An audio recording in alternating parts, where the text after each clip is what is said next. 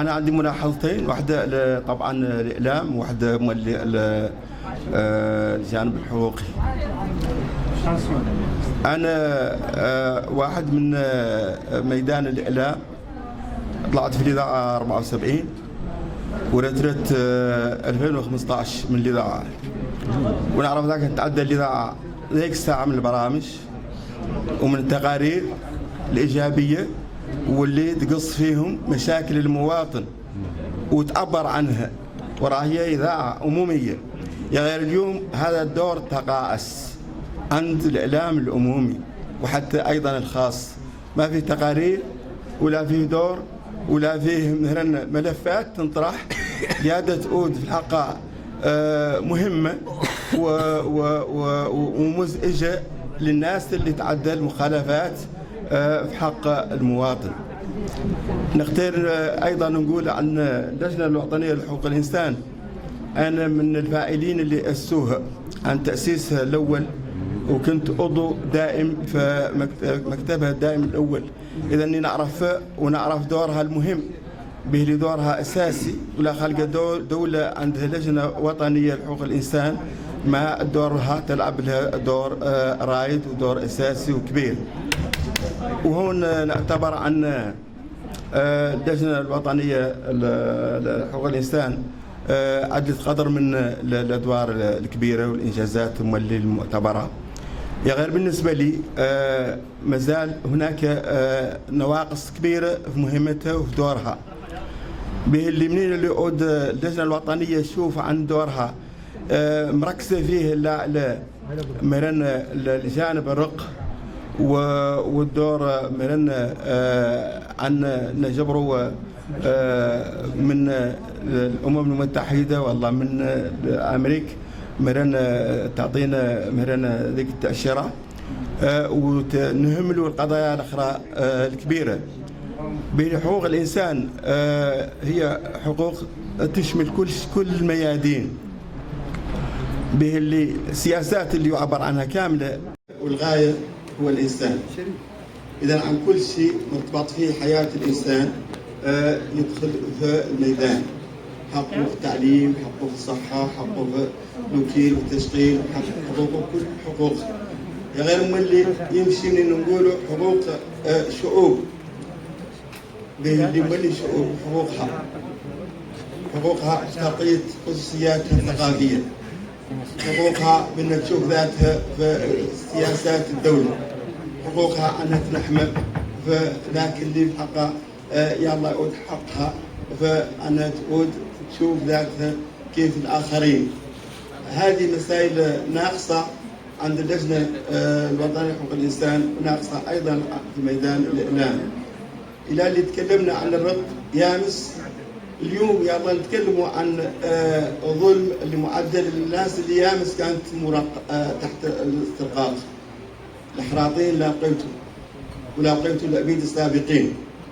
هذا لا اللي يتكلم عنه ما يقول حد، هذه شرائحية، هذا نوع أيضا ما يلا يعود يعزز حق احترام الآخر واحترام كرامته واحترام حقه في انه يعبر له عن والله يعبر هو عن رغبته في خصوصيته الثقافيه والخصوصيه الخاصه ترقى له، سواء يمها شنو تعود جزء من الثقافه الوطنيه وجزء من الخصوصيه الوطنيه، ويعود مصالحه منقبضه بعين الاعتبار، ولا يعدل كونكور ما يعدل فيه التمييز، ولا يعدل تعيينات ما يعدل فيه التمييز، ولا يعدل فيهم يلا الاعلام يثيرها، ما الأذان هو اللي يلا نخلي نثيرها اللي معني، يا الله اللجنه الوطنيه تثيرها وتشور عليها، ما تخلي حد اخر معني ضحيه يعود هو اللي يلا يثيرها الله ما يثيرها.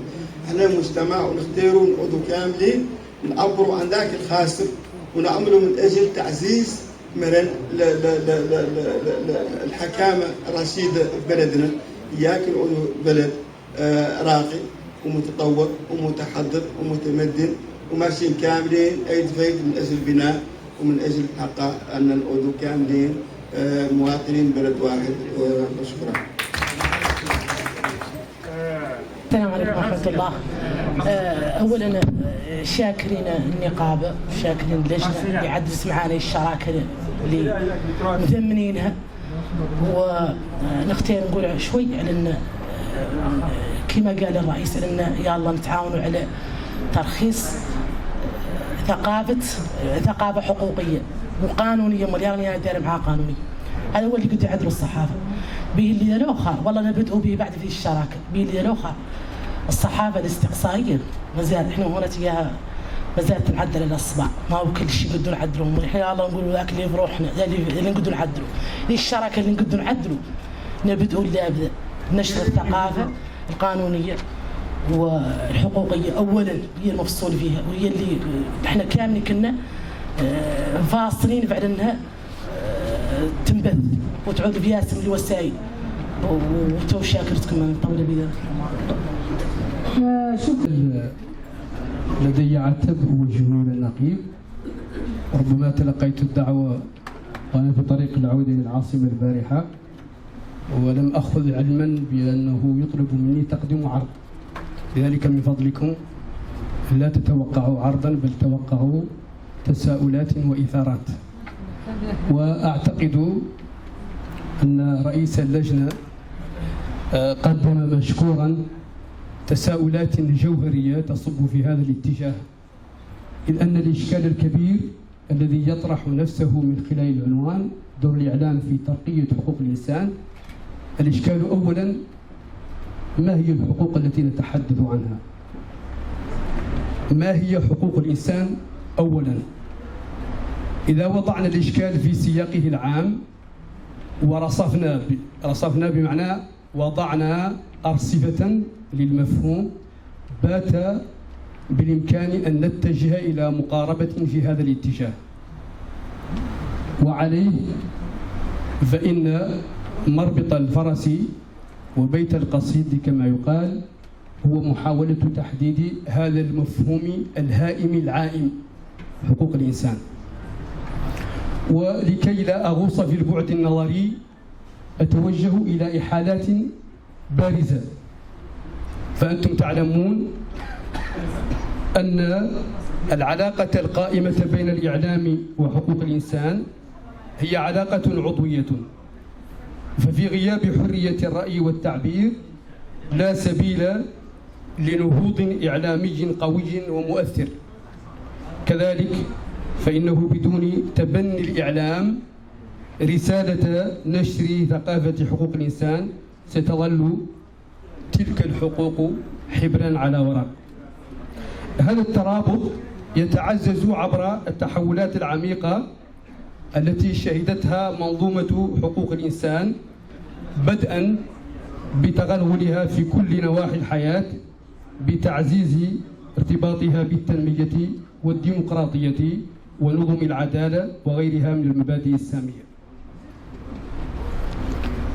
كما يتعزز هذا الترابط أيضا عبر التطورات المتسارعة في تقنيات الإعلام بظهور الفضائيات والإعلام الإلكتروني ووسائل التواصل الاجتماعي وشبكة المعلومات الدولية وما يعرف بإعلام المواطن، وتحول الإعلام بشكل عام إلى صناعة كبرى. أعتقد أن البعد النظري في الإشكال واضح وضوح النهار، لكن اهتمامنا ينبغي أن يتوجه إلى محاولة إسقاط البعد النظري على الواقع. قبل لحظات تساءل رئيس اللجنة هل نؤدي دورنا كاملا كإعلاميين في التثقيف؟ من فضلكم، هل نؤدي دورنا كاملا غير منقوص في عملية التثقيف؟ وتعلمون أن الرسالة الإعلامية تتجه إلى محاور ثلاثة: إخبار، تثقيف، ترفيه. في جانب الإخبار تختلف رسالة الإعلام عن الدور الذي تؤديه المنظمات الحقوقية، تختلف رسالة الإعلاميين عن الدور الذي تؤديه هيئات المجتمع المدني.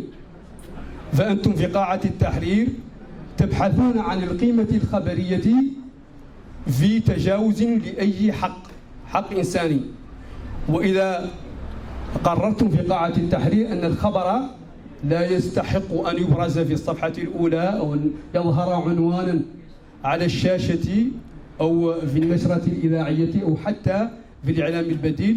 فأنتم هنا تصدرون عن بعد مهني بحت، بينما الروح النقابية المطلبية التي تطالب بها الهيئات وتطالب بها منظمات الدفاع عن الحقوق هي رسالة مغايرة.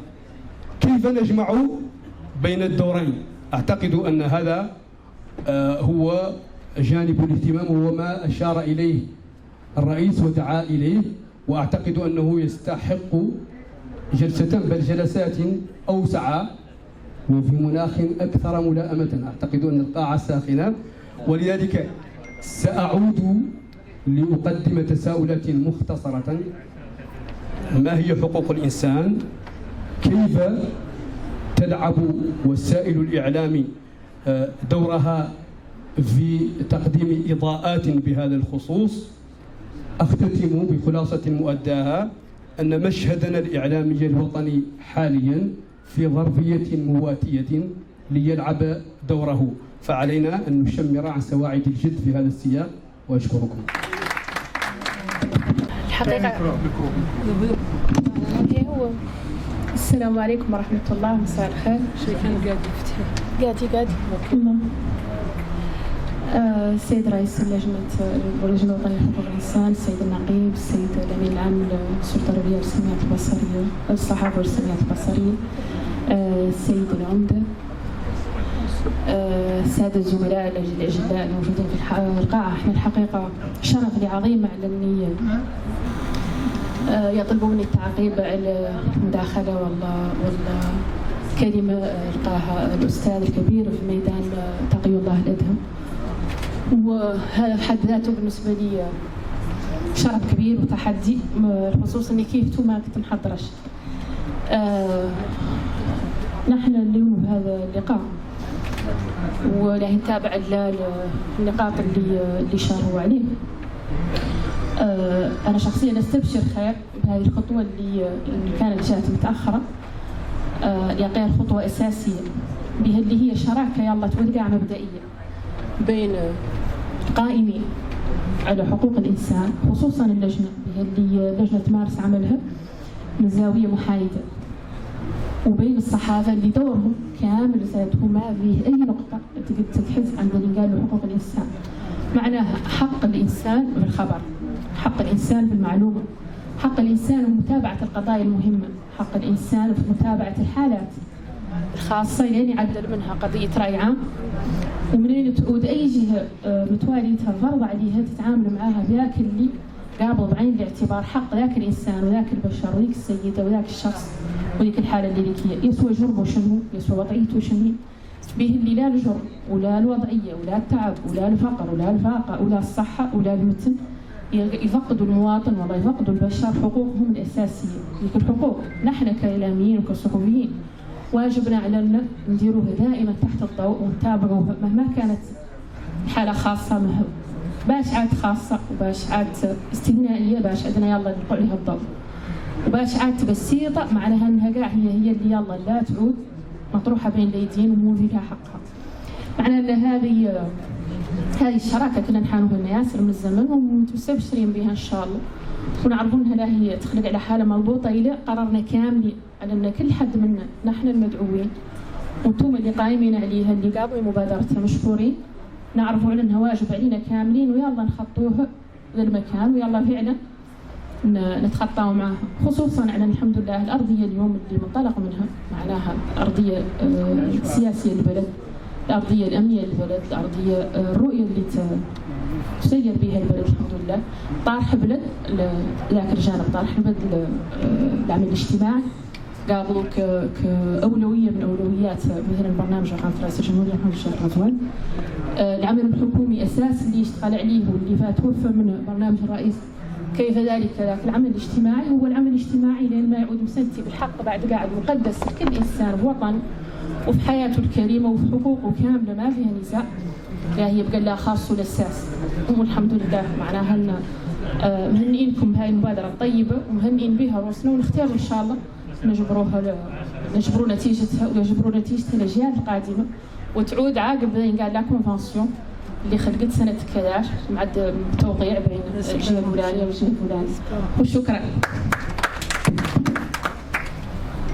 أنا أظن أن حقكم في التحرير من ذي القاعة أولى من الكلام أمامكم الآن عن حقوق الإنسان ودور الصحافة فيها. بالتالي سأختصر بملاحظات قليلة جدا.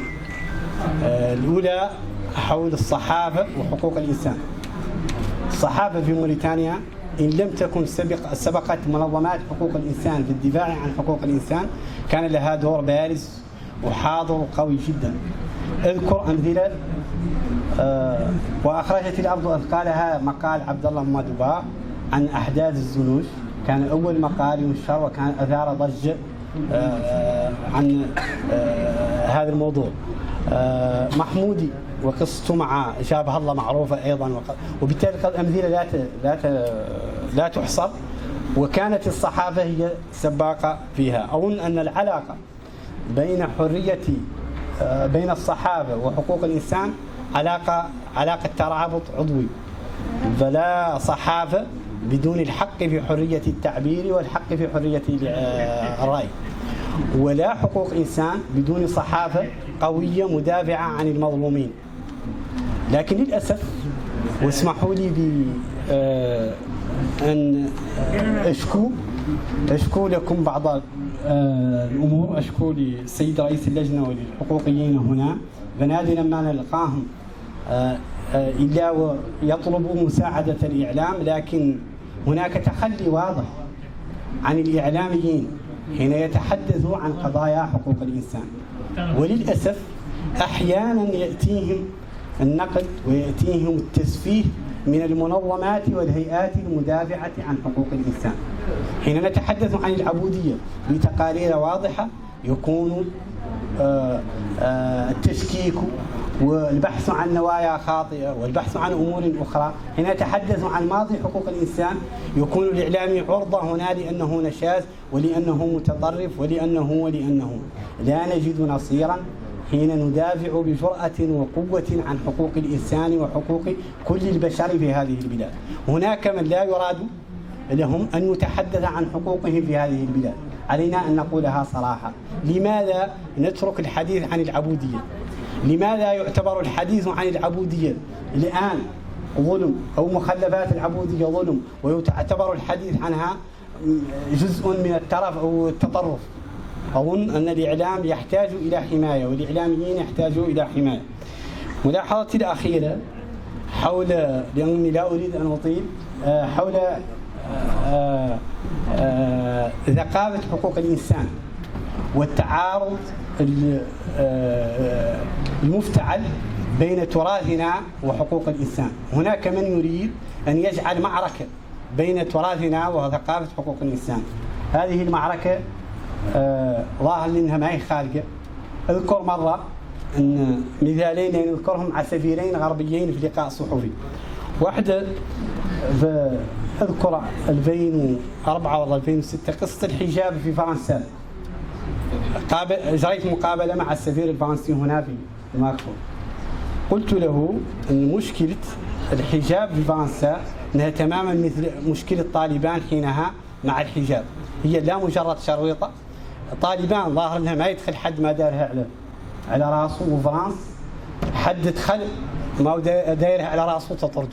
وبالتالي هم يتصورون، وفي قاع منها حتى يتصور عن حقوق الإنسان هنا لا فقط في جانب طالبان، يقول ما ندافع نحن عن حقوق الإنسان في فرنسا والمحجبات في فرنسا. لماذا؟ لأن نعتبر أن ذلك ليس من حقوق الإنسان. وهو في الواقع ثقافة حقوق الإنسان ثقافة أصيلة في تراثنا الإسلامي. الملاحظة الثانية مع السفير الأمريكي، مرة قال أتوقع أنكم من صحافة محسوبة على تيار معين محافظ بلغة دبلوماسية، معناها ظلامي بلغة أخرى. قلت له صحيح. قال لي كيف تحافظون على حرية الرأي الآخر الكافر بهذه العبارة وأنتم في صحافة تدعون حرية التعبير. قلت له أن نتعبد الله تبارك وتعالى بالخطاب السياسي لفرعون يقول أنا ربكم الأعلى، نعبد بها ملان ونؤجر على قرايتها كيف أجرتنا على قل هو الله أحد الله الصمد. بالتالي المشكل ما هي فينا نحن، المشكل فعلا لا نخاف حرية التعبير، ثقافتنا تقدر حرية التعبير، تقدر حرية الآخر، غير نحن هم ظاهرنا على أن حرية الآخر مشكلة ونفتعل أزمات. وشكرا لكم. السلام.